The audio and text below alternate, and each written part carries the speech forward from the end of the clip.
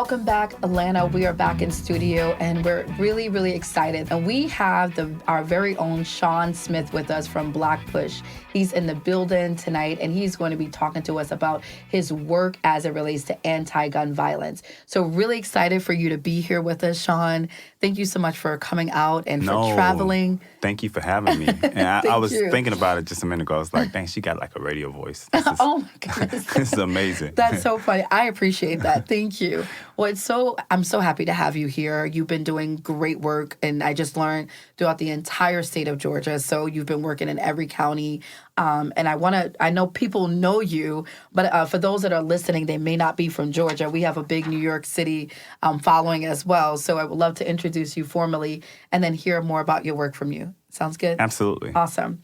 So Shaun Smith is the president and CEO of the BlackPush Incorporated, which is a nonprofit dedicated to combating social injustice, voter suppression, and incarceration.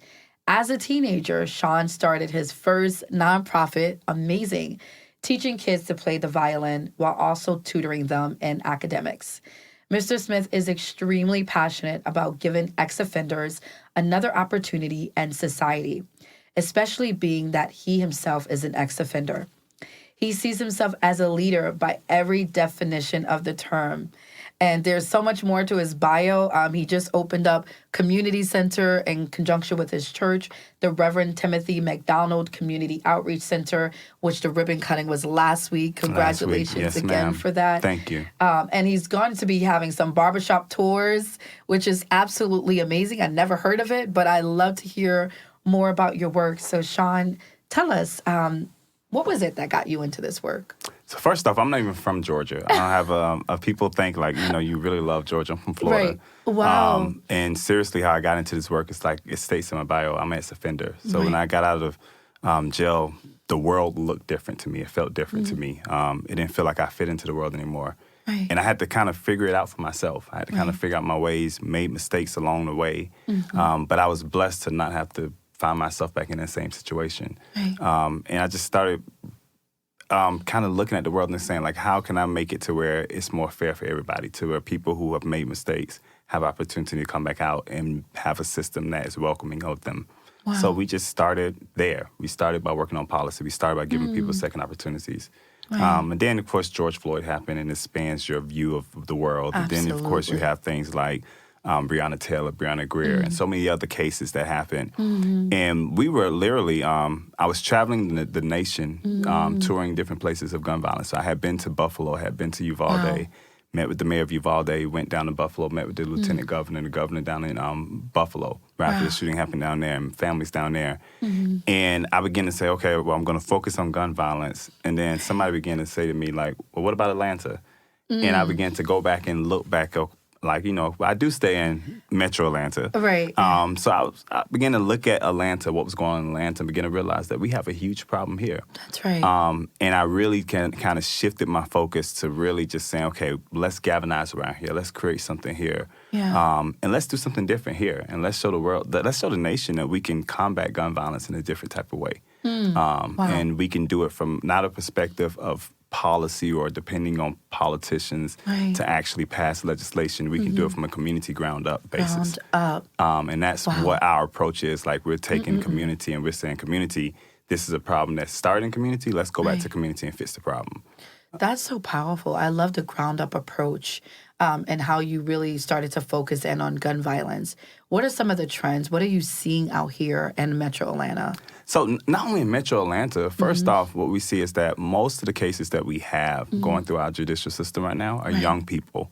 And most of the young people that are going through the judicial system, they're going through for serious crimes. It's not like the stuff that, as a child, like I would go through from like stealing from Walmart and stuff like that. Right. These kids Petty actually larceny, committing murder crimes, armed burglaries, armed robberies. They're breaking in cars, not trying to look for your wallet. They're looking for guns, right?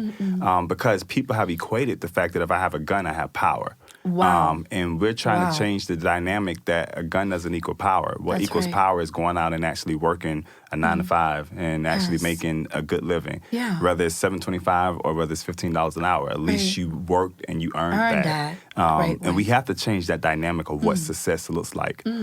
So that's something that we're working really hard on. We're trying to bring a community approach to it, a clergy approach to it. Yes. Trying to bring influencers and different people from the different broad stream of networks that we have. And we're trying to do it in a way that's creative. One of my favorite programs actually is a program out of New York. It's a program called Music on the Inside. And they do a program where they actually go inside the jail and they actually teach people how to play instruments and how to do like expand their musical careers. Right. And we actually did an event with them last year where I was on the panel and I spoke. And one of the people who graduated through their program actually came and performed at our gala last year. Nice. And we flew them from New York down here. That's and at our gala, amazing. we honored people like Zanona Clayton, who just got a statue revealed yesterday. We honored people like Ambassador Young, Latasha Brown. And to think that this guy who didn't have the opportunity, who got to be on the stage to entertain those type of people. So again, it's changing that dynamic that you can make mistakes, but success is really defined by what you do with those mistakes. Yes. Those are things that we're trying to work on. You know, you said something that was really powerful, and that is people equate guns to power. And it sounds really like it's a paradigm, right? It's what our kids are seeing. And so I'm wondering what's influencing our kids to even think this way. Is it culture? Is it media? Is it music? What is it that you're seeing that are the root causes of this? I think it's a mix of everything, right? I tell people all the time, I love when people who I don't have kids, but I love when people who have kids always say that their kids don't understand things, right?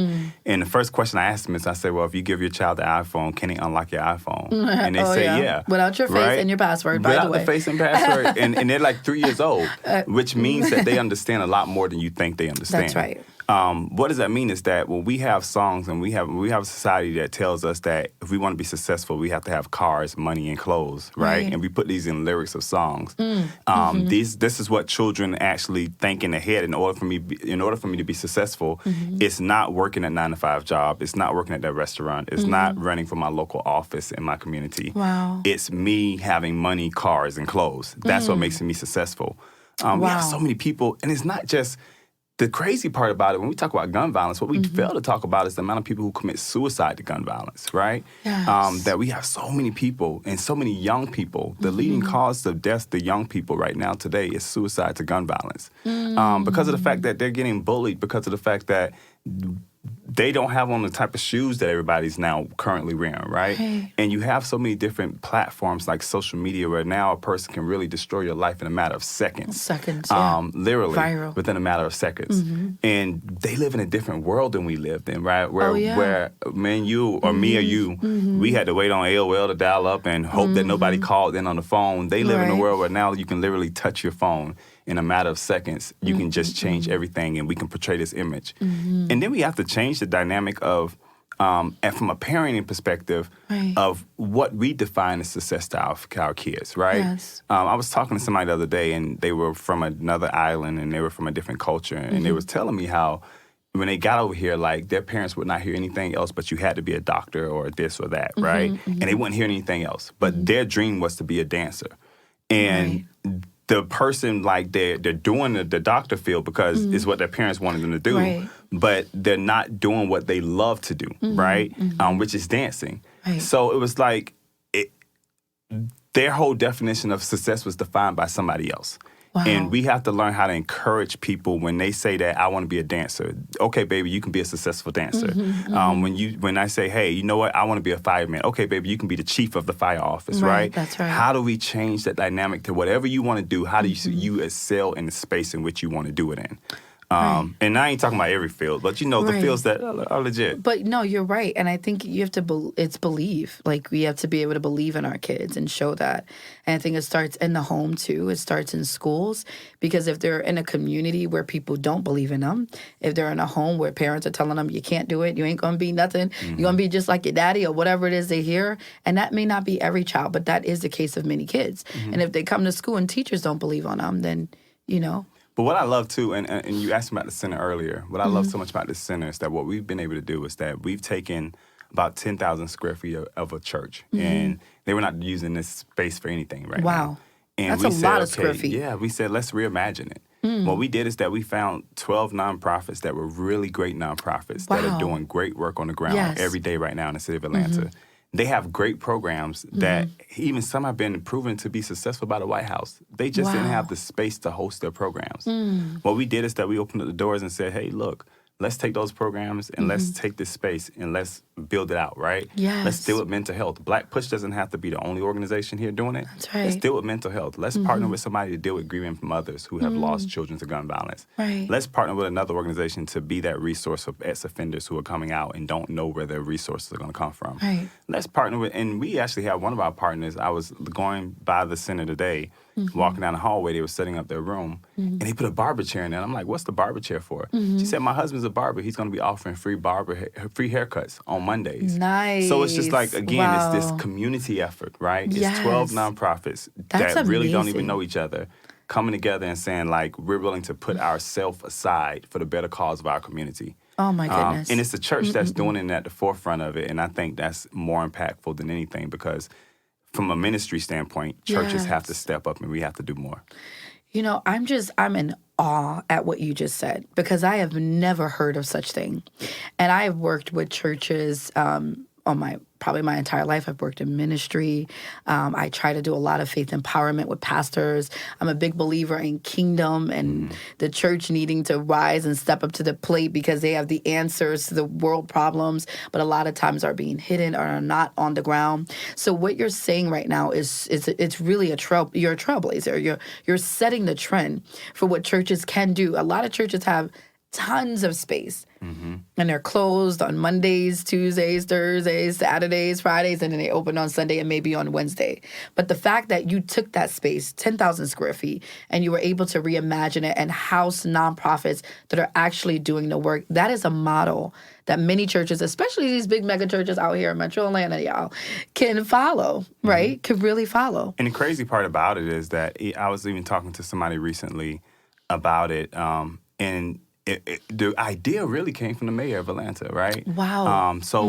Last year he did a call to clergy, and it was an interfaith luncheon. Right. And he made a comment. He said, I can't put a community center on every block, but you know what is on every block? A church. A church. That's the truth. And he made that statement, and we kind of, like, it never left me. It never left the back of my head. So I went to my pastor, and I was like, Reverend McDonald, I think we can do this. We have the space. Let's do it. Right. And he was all for it. And the beautiful part about it is that through the center, like Atlanta, as you know, is like a hub for the civil rights movement. Yes. We've been able to connect with so many different people and bridge the gaps between so many different generations. Like to be able to take a group, like I remember I sit on the board of this one nonprofit called Boss Girls, and we were to take a group of young ladies, about 12 young women, to go meet Zanona Clayton. And Zanona Clayton is spending, like, she just turned 92, and she's sitting up there telling them about her journey and how she had to go through what she had to go through. But to be able to bridge that gap between someone who's 92 years old and a young lady who's 15 years old, to be able to have that conversation and dialogue, I think it's important because that's what we don't have. Yes. And that's what the center attacks. Like, it deals with conflict resolution. It deals with how do we talk to people. How do we deal with people? And then it also deals with the spiritual aspect of a person. Yes. Because we cannot act like we don't live in a world to where a lot of things that we're going through right now are spiritual warfare, right? Right. And then we live in not only that, we live in a state too, a state and a nation to where it seems like certain states and certain states have rolled back on a lot of the adjustments that we have made. That's true. And not to call, Georgia's on a track to passing a whole bunch of legislation. We know that the state of Florida is on track to banning certain education of certain things. These are things that we as a community can solve. And that's what this center represents. It's all about saying, as a community, we don't have to depend on anybody to educate our children. We don't have to depend on anybody to give our children resources. We can do it ourselves. I love that. And I love the fact that you brought all of them together because I really believe that it takes a village. And I know it's so cliche, but it's true. Not one person, not one organization can do it. It takes multiple touch points. It takes us coming together as a collective so that you're doing this right now. Tell me, what are the nonprofits? Maybe not the names, but what are they doing? What are their area specialties? So we deal with everything. There's one nonprofit called the Raymond Green Outreach International Ministries, and I don't know all of them by name. Right. But their nonprofit is a mother who lost her son at 5 days old. Oh, Lord. And she never found her son, and even to the day, he would be 45 years old today. So she started a nonprofit. Never found her son, and she started a nonprofit where she deals with people who have exploited children, or children who have been lost. Oh, Lord. So we have another nonprofit called Hope Hustlers. Hope Hustlers is a nonprofit that works with gangs. Yes. They actually go into gang houses and actually pull kids out of gangs. Wow. And they have a program called Cure Violence that's approved by the White House that they're working with. Wow. We have so many. We have, nonprofits in there that deal with everything from freight dispatching classes. We actually do freight dispatching classes and hiring drivers out of the center. Right. So we're going to be hiring drivers through the dispatching class to actually work for a freight company that we have a contract with. Nice. It's just so many different things. The nonprofits are dealing with everything from battered women and battered men, right, who have been abused. We have a nonprofit called She Ministries in there. We have a mother in there who has lost her son called Jairus Heart of Success. She lost her son in gun violence, grieving families and relatives.